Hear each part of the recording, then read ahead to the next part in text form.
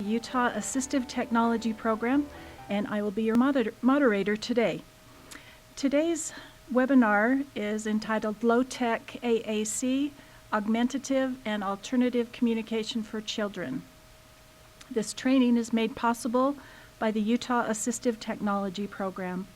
You can find us at www.uatpat.org, and we would be happy if you'd follow us on Twitter, Facebook, Pinterest. The links are at the bottom of our website. For those of you who might need a certificate of attendance, let me know through the chat function, which is located on the bottom of the AggieCast page entitled Ask a Question. If you'll log in using your real name, once your request has been acknowledged by me, please email me your mailing address. We will mail hard copies. There will also be an evaluation at the bottom of the AggieCast page entitled UATP Survey. If you are interested during the presentation about asking the presenter a question, use the Ask a Question button on the AggieCast page. I will then relay it to the presenter. This is not a place for you to use to ask about technical difficulties that you might be having. It is only for presentation questions. If you happen to have technical difficulties, update your browser, and if that doesn't work, call USU IT. The phone number is at the bottom of the AggieCast page. We are extremely happy to welcome Kent Remond as our presenter today. Kent has worked in the field of assistive technology for the past 15 years on a variety of settings. He is the current project director for the Utah Assistive Technology teams, as well as an assistive technology specialist for the Utah Center for Assistive Technology, also known as UCAT. He has extensive experience assisting, evaluating, and assessing children and adults with the appropriate selection of assistive technology tools. We will go ahead now and turn the time over to Kent for our presentation. Thank you, Lois. Hey, welcome to our webinar today. Again, my name is Kent Remond. Just to give you a little overview of what we'll go over today. I've got a PowerPoint presentation. I know those aren't always the most exciting, but just an information-based PowerPoint, maybe for the first 15 or 20 minutes. We'll go over some of the devices that I'll be showing, some techniques, and then I'm going to tell you a little bit about the Utah Center for Assistive Technology and also the Utah Assistive Technology teams. Many of you may have heard of both and hopefully either of those, but I'll talk a little bit about both of those programs for whoever might not have heard about those and just give you a little more information that way. So we'll start with the PowerPoint, and then I'll just show you some devices, some low-tech AAC devices, and we'll just kind of go from there, and we'll see how it goes here in the studio. So let's see. I'll just flip through my PowerPoint real quick here, if I can get going. Okay, so just to define augmentative and alternative communication, I should have my glasses now. Any device, system, or method, I'm sorry, that improves the ability. Can you read that? I'm so sorry, that's embarrassing. Augmentative or alternative communication is any device, system, or method that improves the ability of a child with a communication impairment to communicate effectively. Okay, great. Thank you.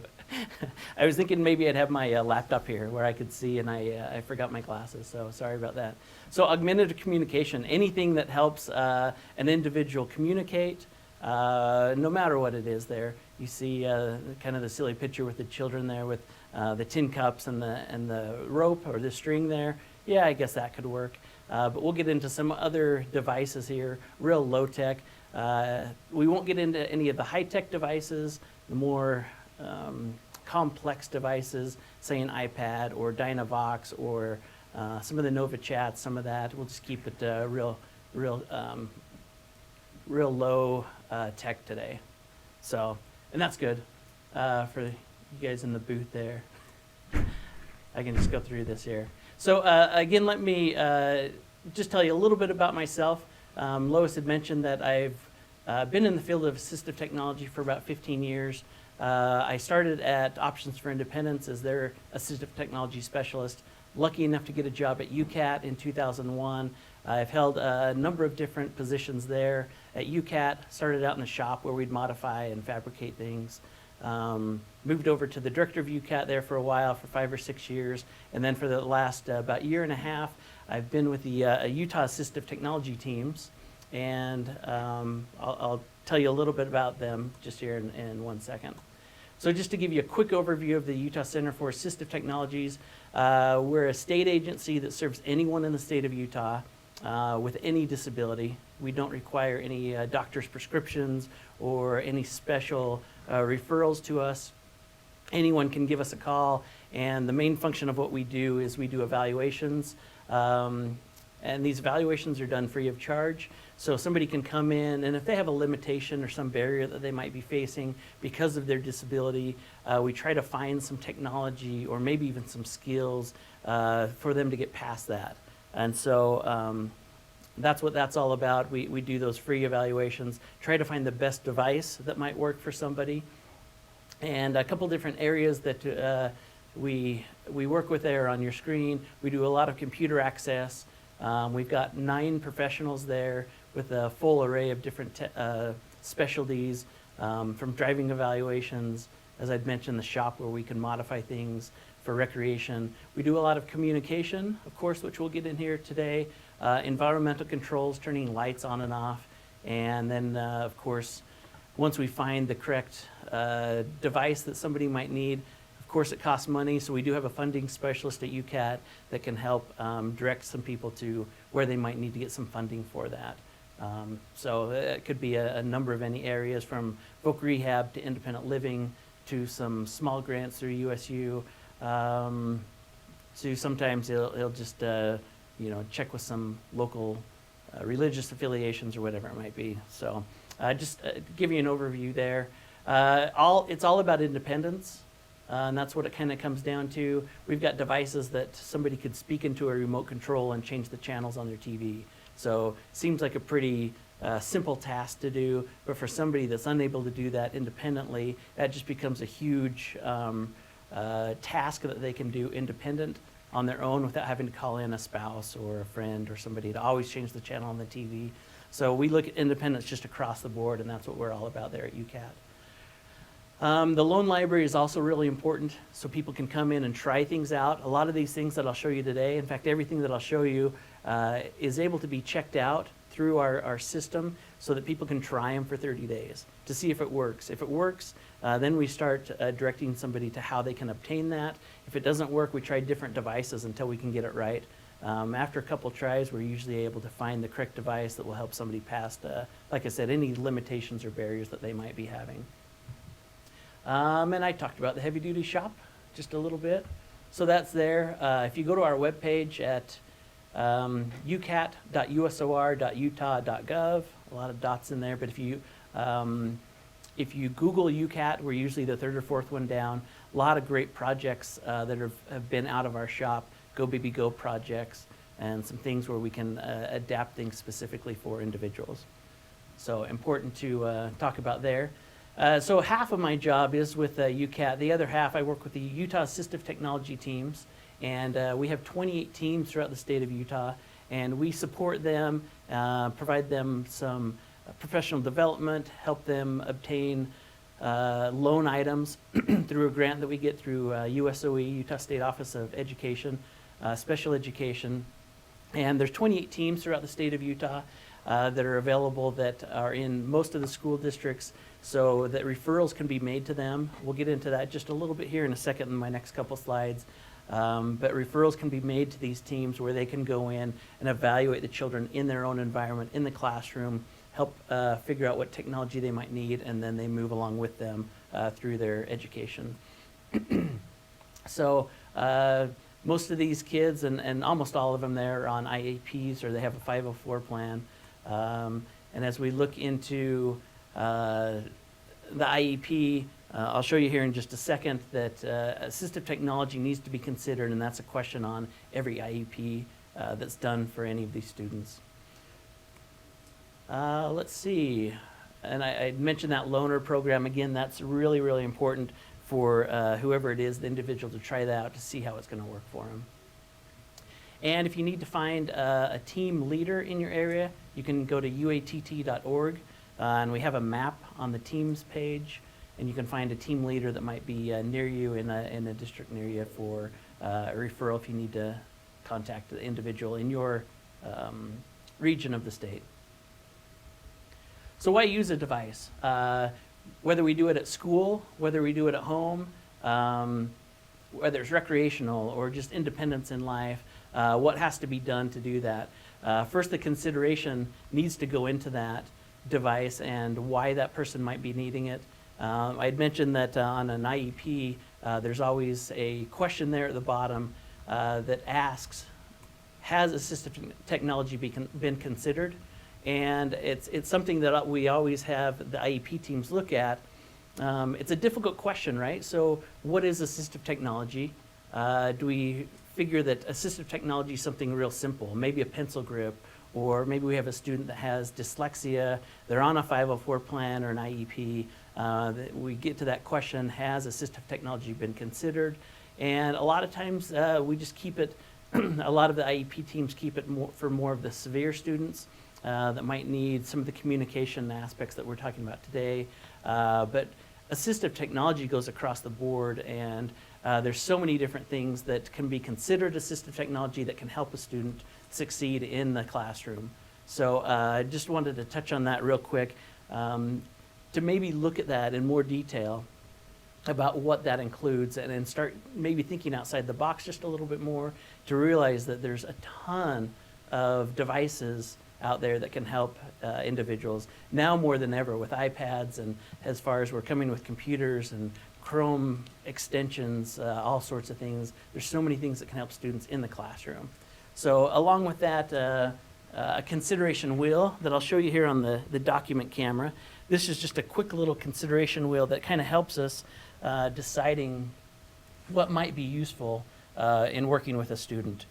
We have these at our center that we can give out, and it's just a real good overview of what might be needed. As you can see on the wheel here, say that we need some ideas for math. We spin the wheel around, and then it gives us some ideas from low to high tech, just to start that discussion going and what could be helpful. A lot of different areas on that: computer access, written material, communication. It's just a really great wheel that we've been using. A lot of our teams use this in just considering assistive technology and what might be useful, like I said, for the students. So I just wanted to show you that real quickly. My next slide, let me see here. Let's give them just a second to switch over from the document camera. Great, thank you. So I just want to touch on a little framework that all of the teams work off of, and many of educational specialists throughout the nation work off this SET framework. And that stands for the student, environment, task, and the technology. And as what this does, it really gives us an easier way to do a correct evaluation. A lot of times if we meet with a child or an individual, we might ask them right away, you know, what are the barriers that you're facing? And it's really easy to jump real quickly to the device that might be beneficial for them. But there's so much that goes behind that, so many important questions that go behind that, that we kind of use this framework as we start to consider assistive technology. And some of that we'll talk about today. So we look at the student, we ask the right questions, find out what their limitations might be, find out as much as we can about the student.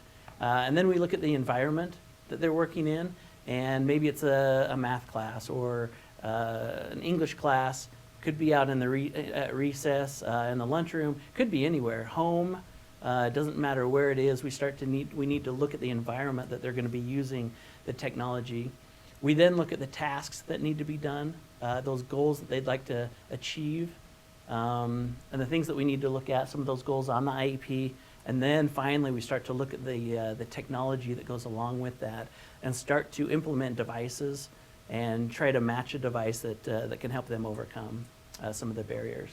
So this might be hard for you, some of you to see. Just a quick level 1 intervention there, and real kind of general. A lot of these go off the assistive technology wheel. Students that it's just more general, where a lot of the students can access this. It's important that as we start to look at teaching and the classroom, that we make things accessible as much as possible, so that as many students can access the curriculum as possible. We move to a level 2 that gets a little bit more detailed, and we start to make more accommodations at this level for each of the students. And then the level 3, also we get into more real specific things, and that's really a lot of the communication areas that we're going to get into today. The level 3 areas where they're going to need a lot more supports, a lot more training, and it may take a lot longer to find the technology that might work for them. So let me see. I'm going to show some of these devices. I have the Big Mac here on the screen. Let me demonstrate that in just a little bit. This one also. I don't have this one. Let me talk about this picture schedule for just a second. Like any of us during the day, I use my smartphone. That's just, I couldn't live without it, right? It gives me times when I need to wake up in the morning, to any appointments that I have. It gave me an alarm today, told me that I better hop in the van and head up to Logan to present today. And I'm sure as I'm standing here, it's going to go off a couple more times. But just scheduling to helping me get through the day. There's so many students that just need some real basic reminders and scheduling. And as you can see on your screen there, we've been very successful in taking these strips of just poster board, put Velcro on it, and then we can combine a lot of different icons that have another piece of Velcro on the back of those, so that each day, no matter if we're maybe narrowing it down to half a day, maybe this is your schedule before lunch, we're going to do some math, we're going to accomplish some reading, we'll then take a break, we'll go to recess, and to help them plan out what's happening out throughout the day. This seems to reduce a lot of behavior issues that might be happening, where the students are just kind of getting anxious to move on to the next subject, but then to refer back to the strip, just that scheduling. So just some real low-cost ideas that we might be able to use with our students. I may mention Julia Pierce. She works with me with the Utah Assistive Technology teams in the office, and she's the guru at all of this. And everything I've learned from her as far as communication. Really, really great. And so this is something that she's used a lot in the past with some of the students throughout the school districts. Some of these things I'll get into. The 32 message communicator. I won't discuss those too much because it might be a little more interesting to show you how those work. Along with this, board maker, communication boards. We can really customize these, as I'll show you in just a little bit, to fit the needs of the individual. To eye gaze boards, we use these a lot, not only with students, but individuals maybe later on in life. They might have ALS, lose a lot of functionality, and just need to look to start communicating. Smart pens, another way there that we can communicate. A great note-taking device, a little bit higher tech than what we had originally talked about, but a really, really great device. We always bring that up because it's been so successful, usually in high school and then secondary education for note-taking, and it's been a really, really great device for a lot of the students that we work with. So what do we need? First, we need to go back to that set process and determine what goals we have. These are some of Julia's slides here. The courage to do it, the will to communicate. We of course have to have the need and the will to do that. And then sometimes we have to get really creative in how we're allowing some of these students to communicate. A lot of that depends on their functionality that they might have, their cognitive level. What are we looking at that way? I've heard an example of, the word house. How does that combine? How do we visualize that this is a box that people live in, right?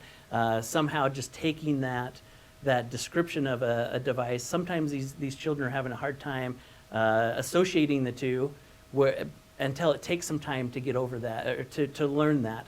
And they associated that with like driving a car, right? When we first get in a car and start to drive the car, we're really shaky on things. We don't quite get it. Over time, over a year or 10 years, it's just kind of second nature to us as we're driving down the freeway, and we're hitting the gas and the brakes and not even really thinking about it. Just becomes second nature.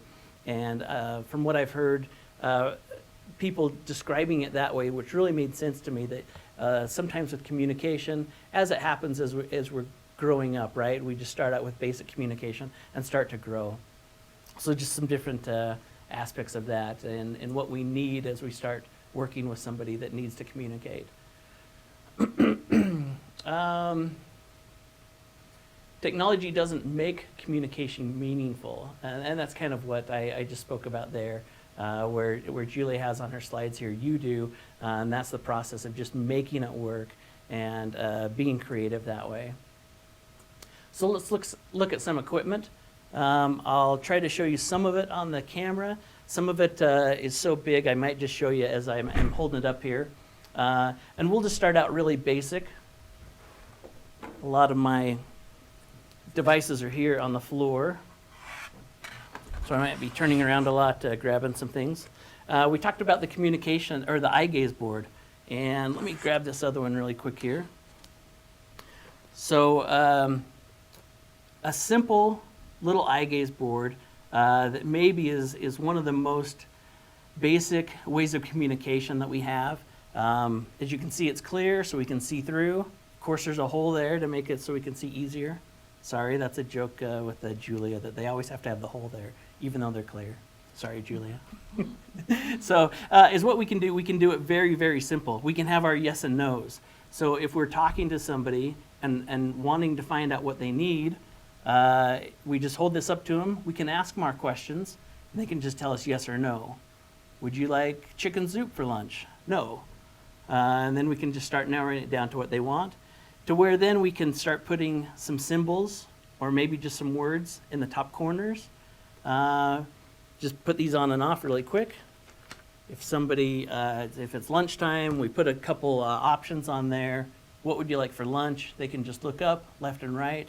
A real basic way of communicating, as I said, but it can get quite advanced. We can start adding more and more symbols to that, and then having them focus in more. Some individuals are using it with the alphabet, and so they might spell some things out. Different, some people have color-coded the parts of the alphabet, and then they can start looking up to the side. They're in the yellow area, so they're needing A to E. But it can be a very, very great way of communicating. Personally, I've used this with a number of people that have had ALS, and they're in their final stages, and the frustration level just comes not knowing what that individual wants to communicate, where they just have the ability just to look with their eyes. This becomes just, you just can't beat this for a lot of that little simple things there. Where maybe we're trying to find out where the person's in pain. Start putting body parts here. Just really, really great device. Really simple, low tech, very low cost. You can, use a piece of glass if you need to from a picture frame. We just use this plastic so it doesn't break, and it's just really durable. So really great device there. Once we start to step up just a little bit from that, we use these picture books that are really, really great. There's so many different ways that we can create these to allow people to communicate. And a lot of times, even with the high-tech devices, people will come back to something like this just because it's so easy and useful just to get your needs met just with a little book this way.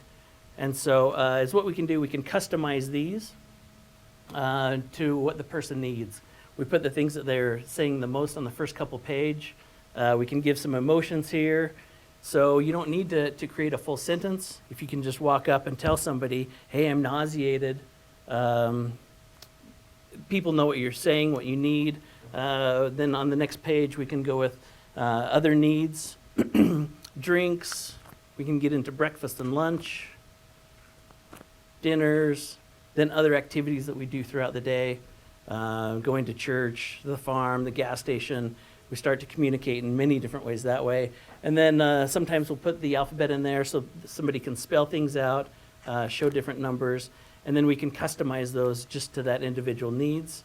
This is a program called Boardmaker, which allows us to easily go in and search for what we're wanting, and it just drops it in the format that we have here. These books are maybe $10 to $15, little photo books, and then we just slide these in and out. Great part about these, as we talk about low tech, of course it doesn't break. Throw it in your pocket, take it to the pool, take it to the barn, as we said in there. And if it gets dirty, we just wipe it off, or we can create some new ones real quick and easy. So a great device there. Another great thing is, even if people are using high-tech devices, maybe a Dynavox or an iPad or whatever it might be, there are certain places that you use the different types of communication. So that might be great at home to use a Dynavox, or at school, or an eye gaze system. But of course, when you go out at recess, it's not great to take your iPad out there and be sliding down the slide or whatever it might need. So then a lot of times we'll combine the two. We'll make this look very, very similar to a communication app that they might be using on their iPad. But there's a different situation for different ways to communicate, and it's important that we provide people those ways to communicate all over. Just as all of us do, any typical, for myself, if I'm texting, sometimes I email, sometimes I phone call. I have different ways to communicate, and we just need to find different ways to give them a different way to communicate within their environment. It's also helpful just if we laminate different items here. This one has tabs that we can open, people, fish, Easter, different places, holidays. So it really gives somebody the ability to communicate most of their needs with a book, or with some of these that we print out. As you can see, just some Office Depot 8.5 by 11 page holders. It can be really simple. You can make your own icons just from Google Images or Yahoo Images, whatever it might be, just to add those. Another great thing here is this keyboard, where it has a lot of our core words and what we want to use, and just allow somebody to start building sentences a little bit better using something like this. And fold it up, again, just real low cost, real easy. We can reproduce it really, really easy, but all the main words are on there, and when somebody gets really good at knowing where they're at, they can communicate really, really fast this way. So that's a great one there. As we start to move up just a little bit with our technology, we then can get into more speech output devices, and going from something very simple like this little Go Talk button that you can easily record a message in here, and then as the individual hits the button,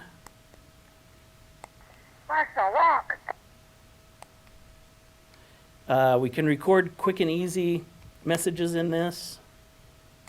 Thank you for listening today. You can switch that over and play that again. Maybe. Let me try it one more time. Thank you for joining us today. Switch that back over and play that. Sometimes it works. It usually works. It played the old one. Anyway, these are real low cost, but they're great to put all over the house, all over the school. So maybe we put that by the door. Somebody can walk over and hit that says, I need to use the restroom. Maybe in a different location of, I need a drink. So they can go over and they can start communicating their needs and associating, excuse me, pushing buttons and getting the audio output to start making their communication needs met. So that's the one button. Let me try to find another device here. This one is called a Big Mac with step levels. So similar to what we had with that other one, we can press this button and we can record messages in it, and it will give us some voice output. Some of these just have one level. This one specifically has more than one level that we can use, so that we can start communicating more in sequencing. If I first hit the button here, oh, let me turn it on, that would help. Hey, do you want to hear a joke? So then a student can start interacting with their classmates, and that social interaction is so important. So you can say, hey, would you like to hear a joke?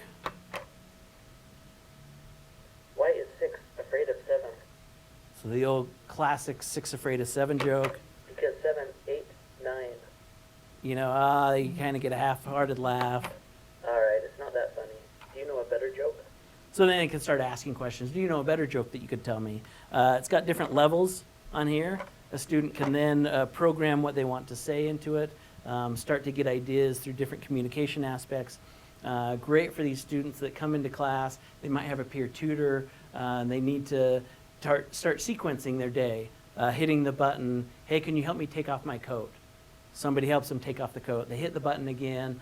Can you push me over to my seat if they're in a wheelchair? They hit that. I'd like to go to recess, or I need a break, so we can start sequencing levels into that. There's 3 different levels there, so we can program some of those in and keep them in there. Really easy to change them out by just a record button. But level 2 would give us a different dialogue. Could somebody help me with my coat, please? Could somebody help me to my desk?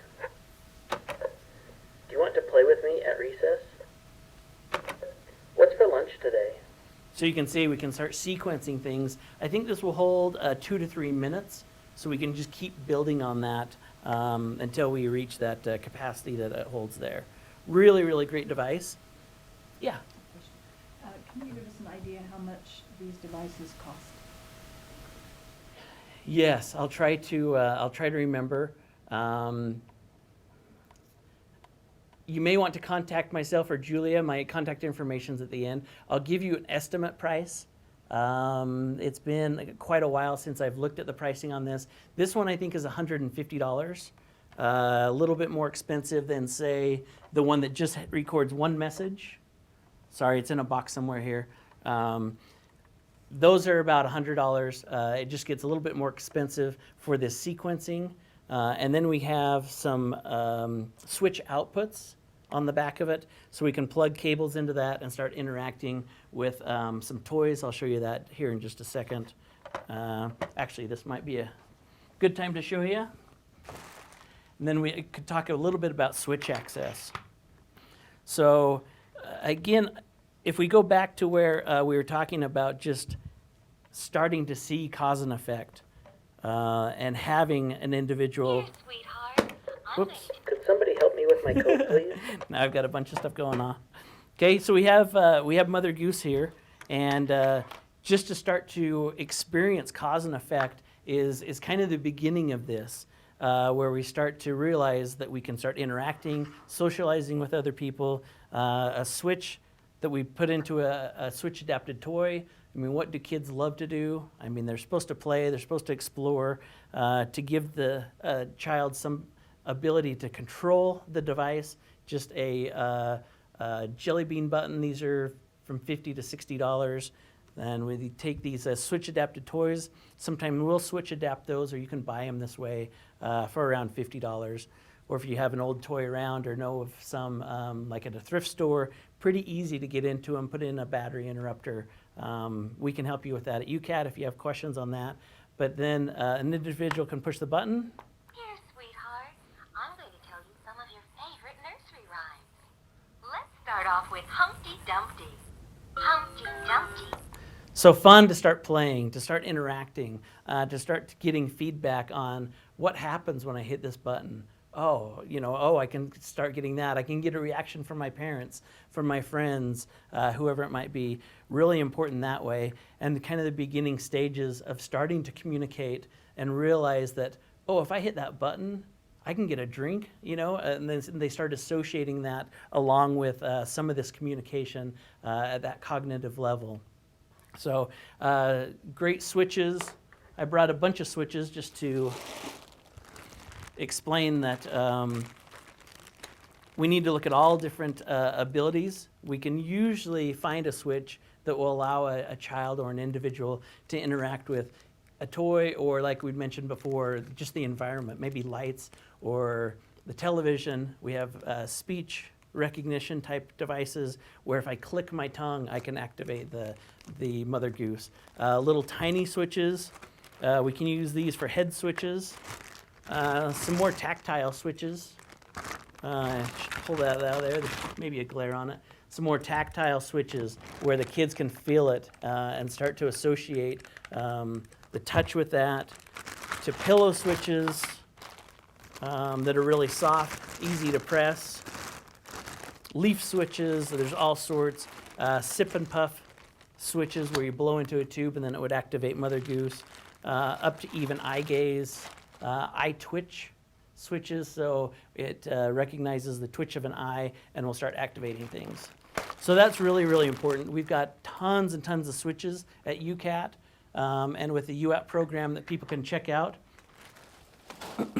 and they can try to see what's going to work.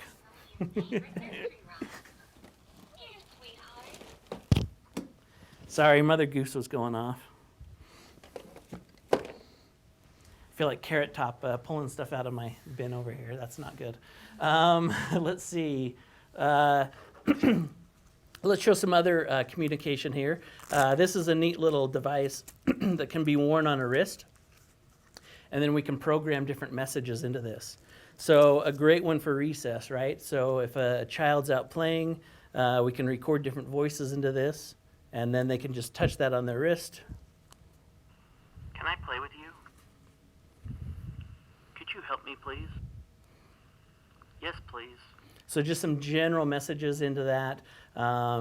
Great when they're out, say on the playground or walking around school, where they can start communicating with people, just telling them yes or no. We put general things on there. It can be easily recorded on and change those. Little tabs can be pulled out and slid back in to give people the ability to communicate. Mostly this one with students that are out running around and very active, very durable, just a great piece of technology that way.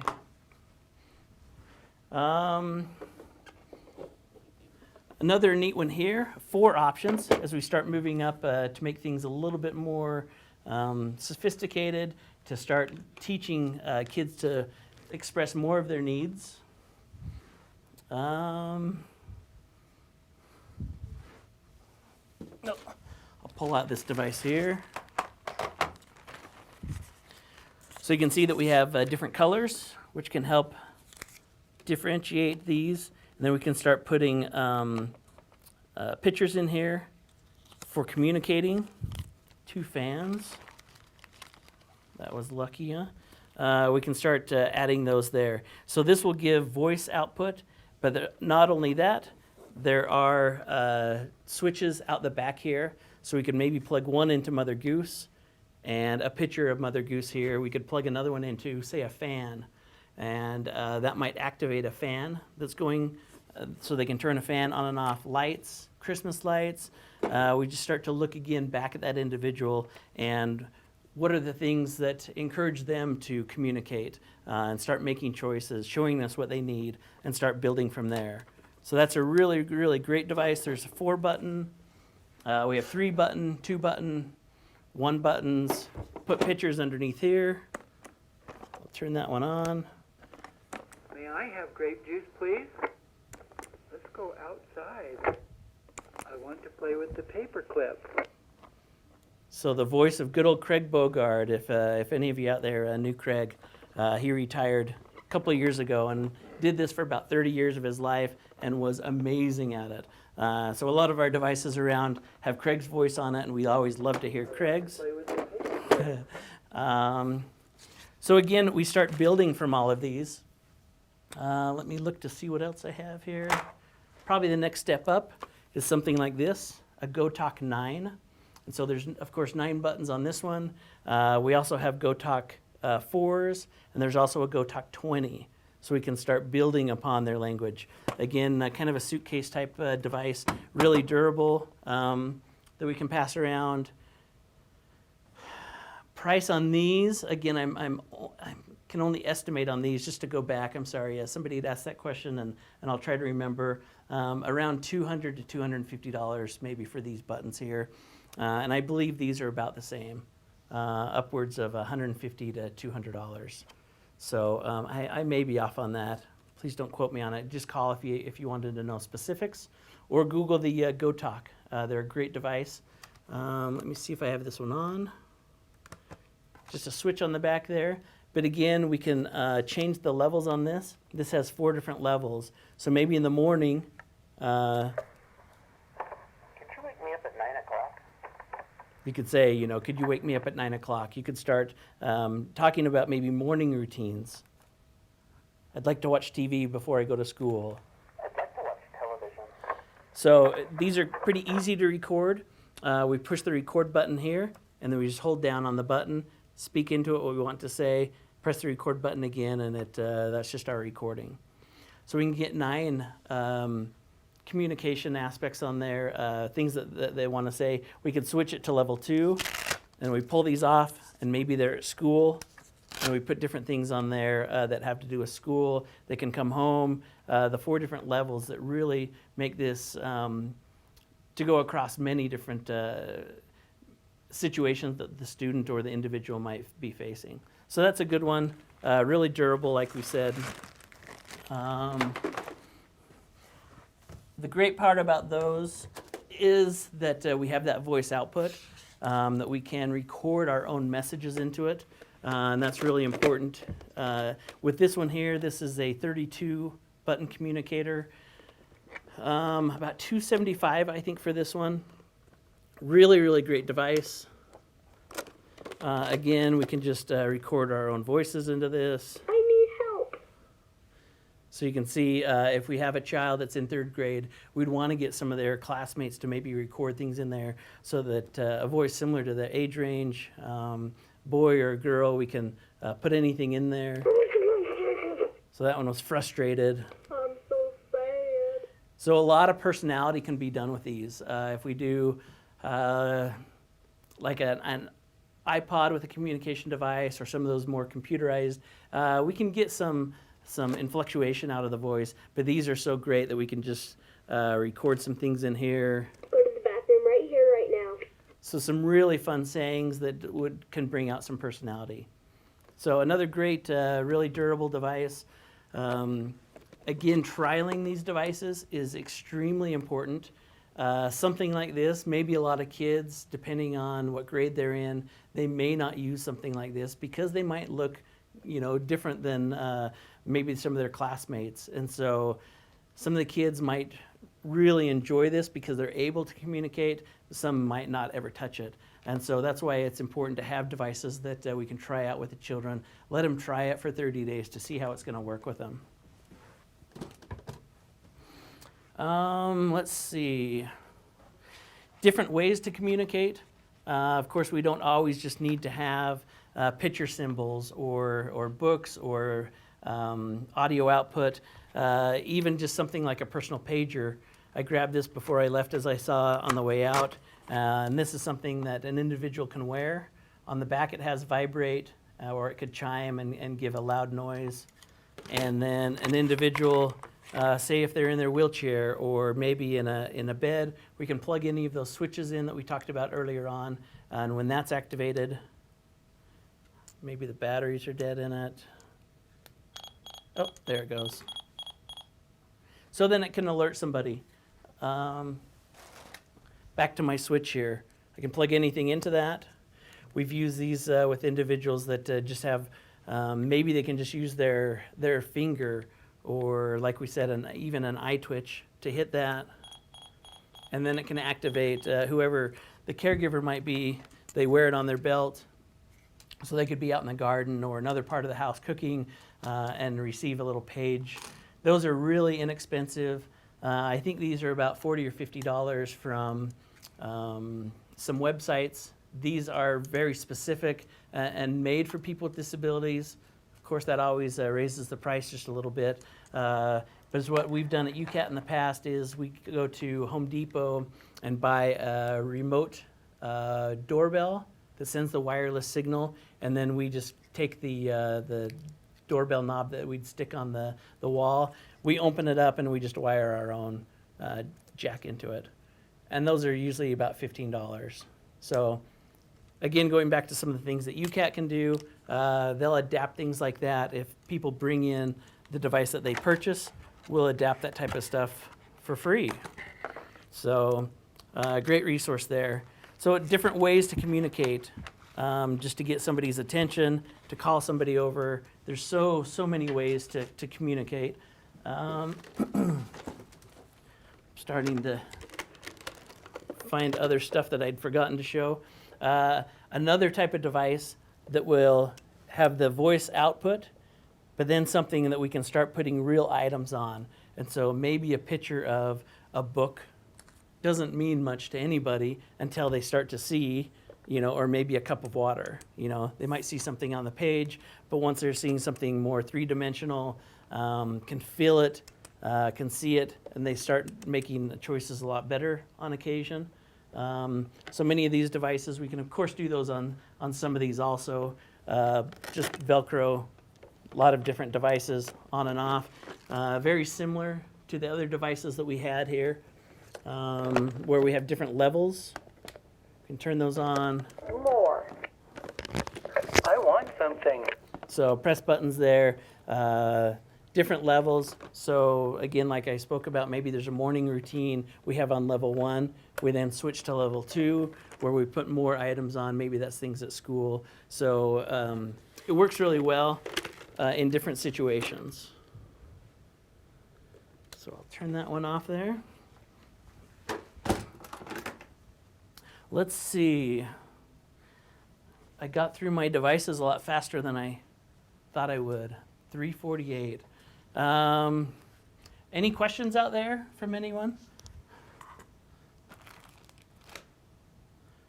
I'll wait just a second. Let me see. I think I got to the end of my PowerPoint. Boy, I went a lot faster than I thought. I'm sorry. No questions? It would just be redundant if I kept going. So I apologize. I thought I had enough devices. I usually talk a little bit too fast when I present anyway. If there's no questions, I'd hate to just be redundant and just carry on just for the sake of filling my time. Anyway, probably more useful than anything, just realize that there's so much technology out there, so many devices. We hear the commercials, there's an app for that, right? There's an app for everything. Well, in assistive technology, there's really a device for almost anything, from very low cost to real high tech, high cost type of equipment. We can usually find something that can help somebody overcome any barriers that they might have. Again, UCAT is a great resource that has the free evaluations that people can come in. We get a lot of donations at UCAT, and like wheelchairs or porch lifts, stair glides, just depends on the time of year and what just happens to be coming in. But then we try to refurbish those things and get those back out free of charge, and just trying to help people with disabilities that might have some low income and that can't afford some of these devices. We have a question for you. Where do you think AAC is going in the next 10 years? Ooh, good question. So this stuff's been around for a long time. Really tried and true, right? Real low cost. Probably where things are going, we've seen some great things with eye gaze, the Tobii eye gaze system. There's the PRC system that's really good. And we're starting to see eye gaze really get up there. There's still some frustrations with it. But that's probably where we're seeing some of that more severe, that level 3 type of communication. And I can only expect eye gaze to just keep getting much, much better over the next little while.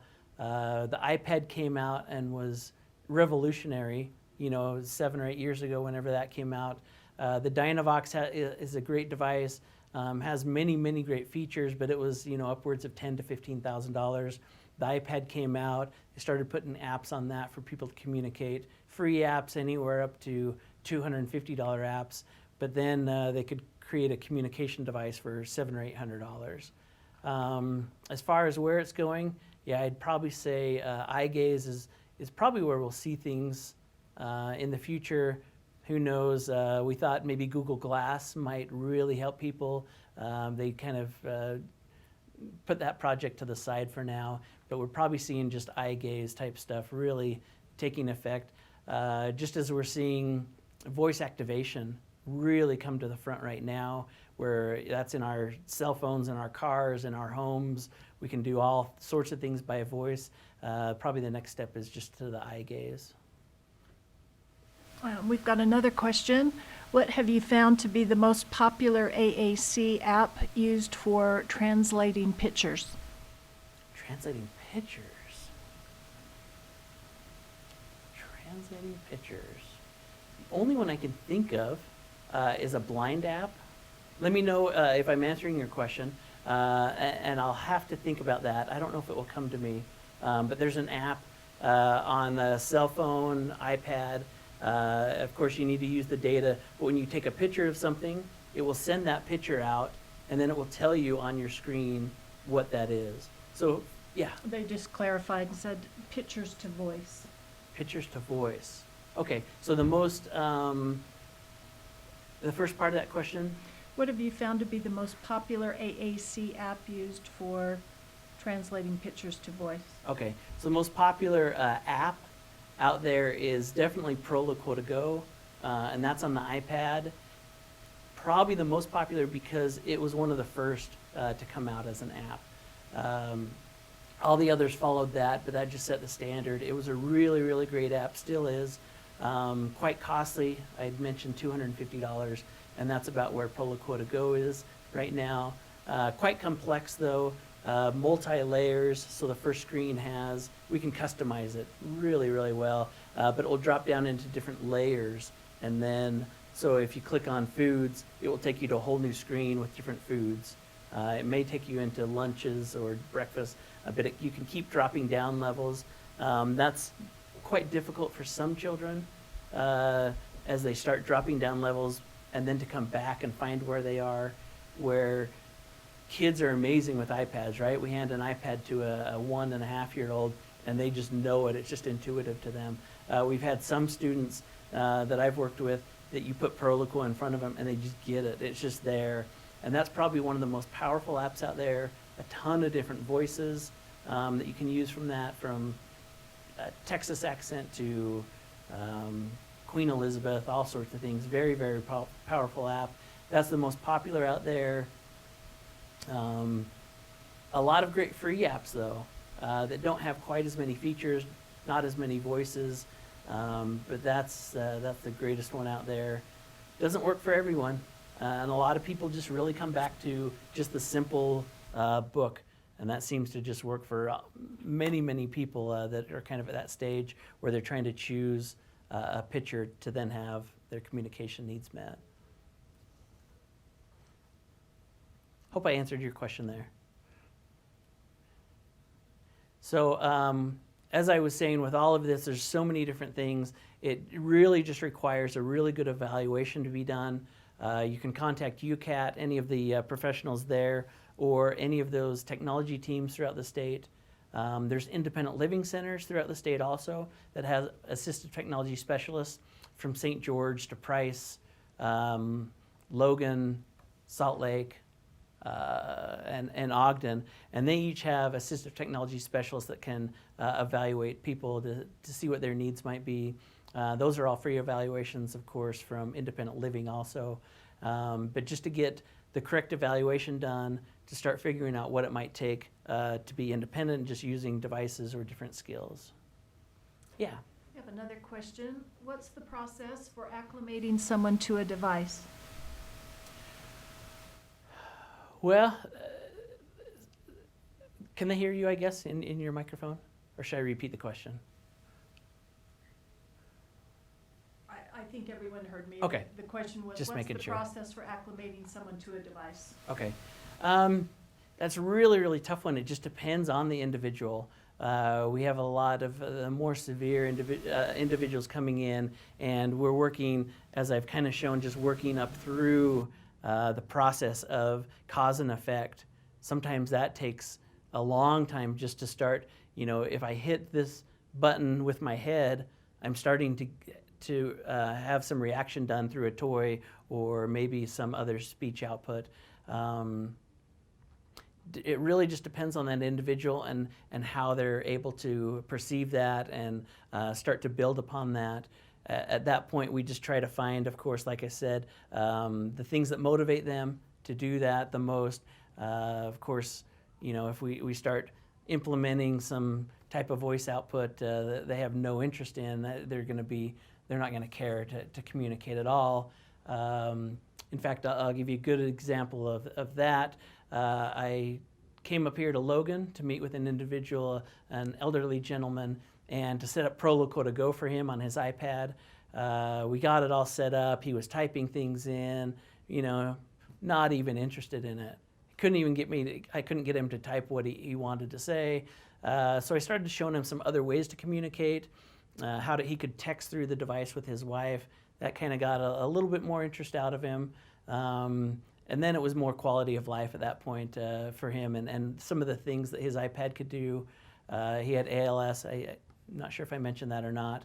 But once I showed him YouTube and that he could watch full episodes of Gunsmoke, that was just like amazing to him. And then it started engaging him a lot more in using the iPad and start telling me what he wanted, things that he wanted to view, and some different things like that.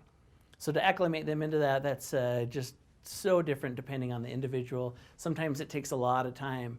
We've got some individuals where the parents come in every 6 months and they'll check some things out, from basic devices to books on, not books on tape, but more interactive books where a child can hit a switch and go through a whole story for half an hour to an hour, start reacting again. Then we can go to eye gaze. We have different games that kids can do, pop bubbles with their eyes or a head mouse, and just start growing from there. Just finding what they like the most, and then just tiny little steps at that point. I hope I answered that question okay for you. Any others? Okay, most importantly, I can just show you a spattering of what's out there. Call me. My number's 801-887-9533. You can call Julia at 801-887-9534. You can find our information on our website, again, like I said, that uatt.org. You can find specialists in the school system on our assistive technology team on that page also. A great resource. But feel free to call if you have any questions. We love to bounce around ideas with people, give examples, suggestions, have you come in, bring students in, individuals. A lot of the staff there at UCAT spend probably about half their time out of the office, in the home, trying to find ways for people to increase or maintain their independence. Okay, we have another question that's just come in. Okay. If a college is receiving a grant for AAC research, what do you think we should be working on? AAC research. Ooh, that's a really tough question. I guess it would first depend how much your grant is, huh? And how advanced you can get on that. Probably, somebody had just asked the question, how do we get children to grow and acclimate with that assistive technology? I'd say that's probably the most useful information that could be done. I don't know if you're talking devices or services.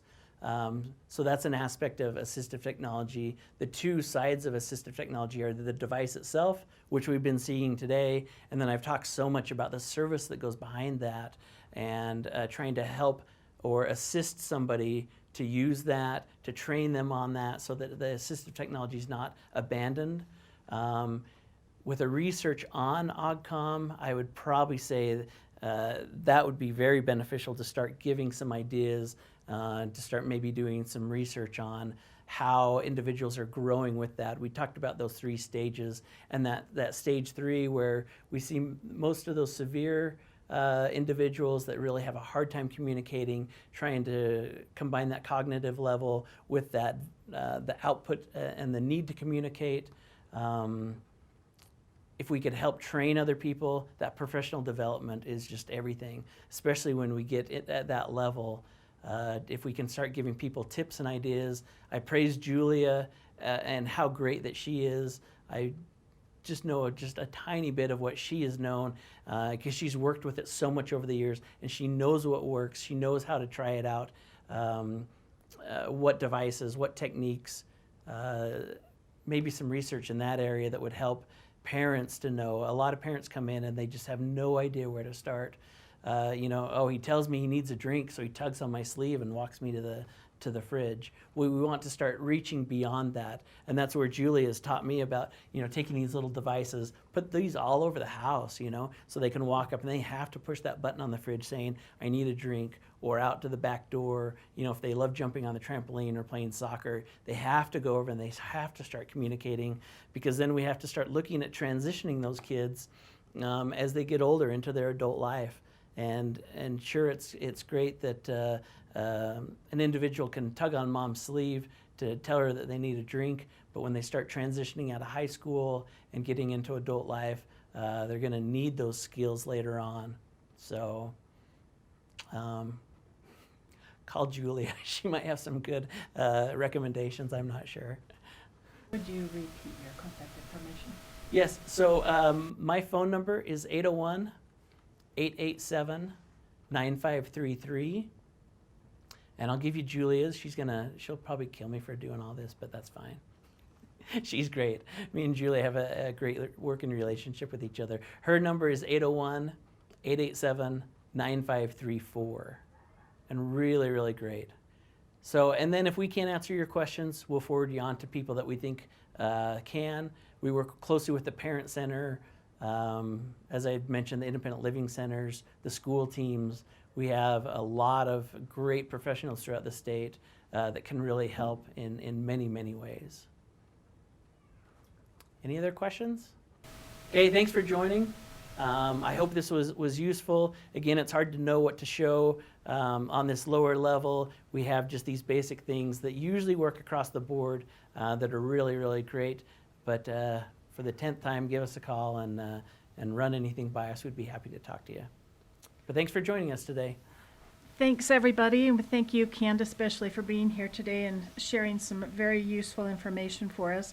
Just a couple of things to remind you before you log off.